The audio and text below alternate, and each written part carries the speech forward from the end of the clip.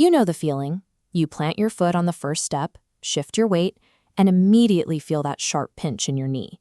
Your instinct is to turn around, stop moving, and go sit down. It seems perfectly logical to rest a joint that hurts.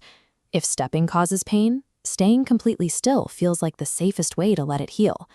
But keeping an injured or arthritic knee immobilized actually causes the joint to stiffen. That stiffness reduces your range of motion, which in turn accelerates your pain the next time you try to stand up. To reverse that cycle, we need to carefully get the joint moving again. We can do that with a zero-impact 5-step home routine designed to shore up the surrounding leg muscles without aggravating the knee itself. Reclaiming your daily mobility requires shifting your approach. You have to move away from trying to rest the joint and focus entirely on strengthening the muscle. Chronic knee pain rarely starts with the bone itself. In most cases, it is the result of a mechanical failure in the surrounding support structures. Look at this diagram of the leg. The two main culprits responsible for keeping your knee stable are the glutes up top and the vastus medialis obliquus, the VMO, or teardrop quad, right above the kneecap. When those two muscles are weak, they fail to act as a suspension system. That forces the skeletal joint to absorb every ounce of impact when you walk, causing the femur and tibia to physically grind together. The mechanical fix is straightforward. Strengthening the VMO and the glutes plumps them up so they act like a pulley.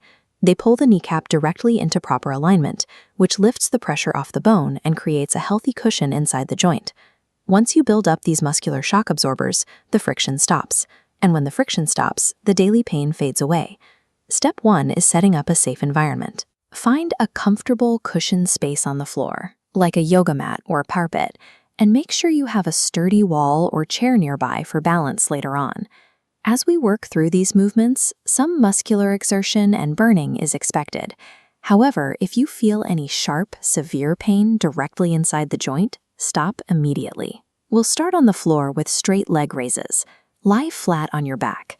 Bend one knee so your foot rests firmly on the ground, and keep your other leg extended perfectly straight in front of you. As you see in this profile view, you need to fully lock out that straight leg. Contract the thigh muscle, then slowly lift the leg until it reaches the same height as your bent knee. That strict locking motion forces the VMO to activate. It physically grabs the kneecap and pulls it straight into its proper tracking groove. Pause at the top for 5 seconds, then lower it back down. Next, we move to exercise 2, glute bridges.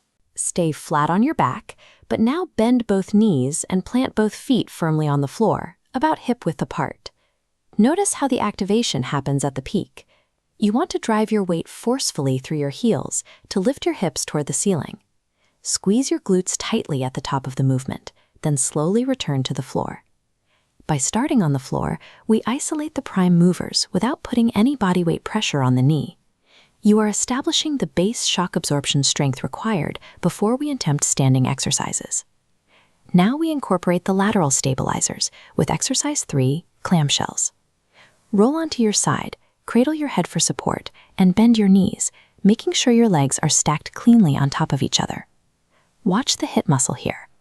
Keeping your feet glued together, slowly raise your top knee as high as you comfortably can. This motion strengthens the hip abductors. Those outer muscles are crucial because they prevent your entire leg from wobbling side to side when walking.